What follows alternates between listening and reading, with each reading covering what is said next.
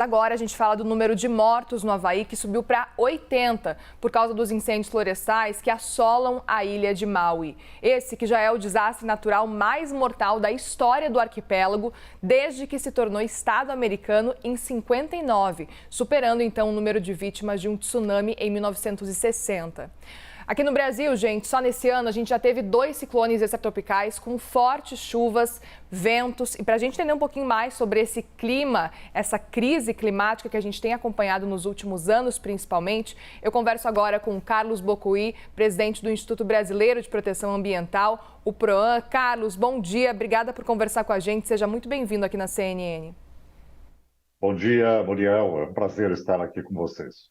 Prazer é nosso, Carlos. Quero começar te ouvindo sobre esse cenário, então, que a gente está vendo, que parece que a cada ano vai piorando. Agora a gente tem esse desastre climático lá no Havaí. Que tipo de situação a gente está causando no nosso planeta, basicamente, que a gente está vendo aos pouquinhos, ele praticamente se autodestruindo, né? Queria te ouvir um pouco sobre esse cenário atual nesse ano de 2023. Olha, o que a gente tem de dado concreto da ciência, do que é dito pelo IPCC, que é o painel intergovernamental de mudanças climáticas, que trabalha cientificamente esse processo, é que os efeitos do aquecimento global, eles têm sido maiores do que era esperado.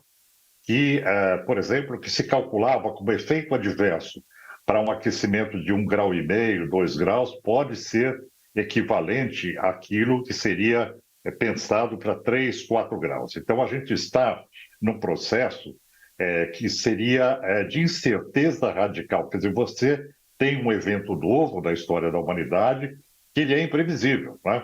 Agora, por exemplo, o que acontece no Havaí é uma série de elementos que foram se acumulando ao longo do tempo e acabaram provocando essa tragédia, né?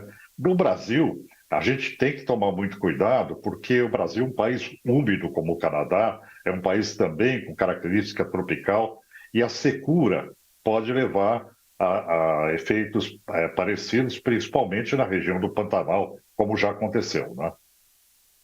Pois é, o que a gente percebe é que logo também começa a temporada de incêndios lá nos Estados Unidos, que a gente está acostumado a ver todo ano, e a percepção que a gente tem acompanhado é que a cada ano também nos Estados Unidos a quantidade de incêndios florestais, de incêndios de modo geral que atingem inclusive casas, também acabam aumentando. Já temos esse cenário no Havaí que a gente vê essas imagens agora. A tendência é que a cada ano que passe a gente comece a ver, muito por causa de locais mais secos, a gente comece a ver cada vez mais incêndios nesse momento, assim, principalmente em regiões quando é verão. Qual que é o cenário, a tendência que a gente está vendo já para os próximos anos?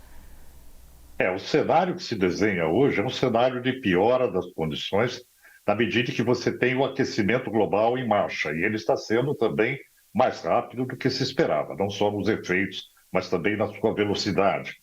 E, por outro lado, você tem uma potencialização desses efeitos negativos climáticos por conta dos fenômenos El Niño e Laninha, né? No caso do Havaí, a secura das pastagens que levou ao incêndio se decorreu da Laninha, que por anos ressecou o capim, e depois você teve essa explosão de incêndios. Hoje nós estamos vivendo o fenômeno El Niño, que ele aquece o planeta. Então, a perspectiva é que a gente atinja um pico desse aquecimento decorrente do El Niño por volta de janeiro do ano que vem. Então, esse período agora é um período muito difícil para essa questão, não só da seca, mas também da temperatura elevada. Para se ter uma ideia, no Canadá foram 800 incêndios, sendo 470 aproximadamente sem controle, né? Nós estamos falando aí de florestas resinosas, que são florestas diferentes das nossas, né? Mas mesmo assim, o que preocupa muito para o Brasil é o fato de nós termos áreas desmatadas que podem sofrer esses incêndios, principalmente na Amazônia, né? A gente já viu esse episódio bastante grave nos anos anteriores.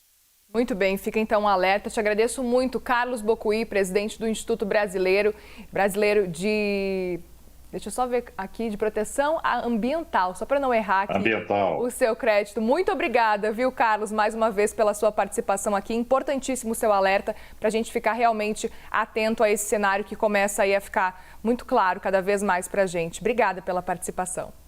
Eu que agradeço. Bom dia. Obrigada, bom dia.